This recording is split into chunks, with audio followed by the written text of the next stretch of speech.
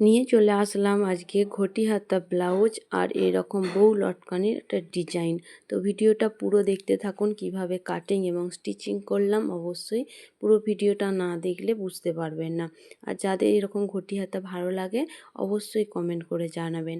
প্রথমে আমি এখানেতে কাপড় নিয়েছিলাম। কাপড় কুচির জন্য অনেকটা পরিমাণে কাপড় নিতে হবে। তো আমি এখানে 33 ইঞ্চি কাপড় নিয়েছিলাম এবং কাপড় এবং লাইনিং দুটো একসাথে স্টিচিং করছিলাম। যদি এখানে কেউ ফেব্রিক না দিতে চান তাহলে শুধু কাপড় দিয়েও করতে পারেন, তবে ফেব্রিক দিলে মজবুত ভালো হবে। তারপরে এখানে আমি যেইখানটা যতটা কুচি দেবো সেই পরিমাণ মাপ করে নিয়ে আমি কুচি দিয়ে দিচ্ছি। এখানে আমি 7 ইঞ্চি পরিমাণ মতন কুচি দেবো। তারপরে বাদবাকিটা প্লেন থাকবে, ওখানটা আবার যেটা হাতের কাটিং সেই কাটিংটা করে নেব। একটা সাইড কুচি করে নিলাম, তার অন্য সাইডটা আমি কুচি নিয়েছি।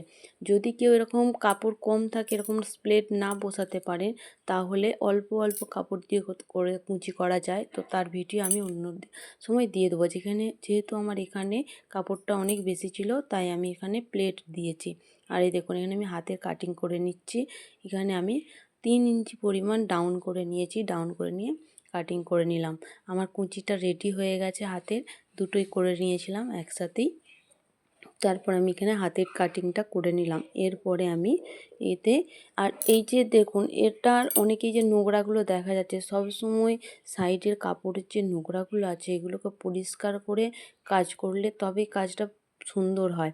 আর এখানে আমি এটাকে ভেতরে দিয়ে দিচ্ছিলাম পাল্টে, যেহেতু আমি এখানে ইন্টারলকটা করাবো, কিন্তু ইন্টারলকটার থেকে এই ভেতরে দিয়ে দিলে জিনিসটা আরও বেশি সুন্দর লাগে দেখতে। তাই জন্যে নিচে আমি লাইনিং কাপড় দিয়েছি, তার উপরে মেন কাপড়টা দিয়েছি। দুটোকেই এমনভাবে দেখুন কিভাবে স্টাচ করেছি। এটাকে উল্টে দিলেই ভেতরের নোংরাগুলো সমস্ত ভেতরে রয়ে যাবে, বাইরের দিকে আর দেখা যাবে না, আর দেখতেও ভালো লাগবে।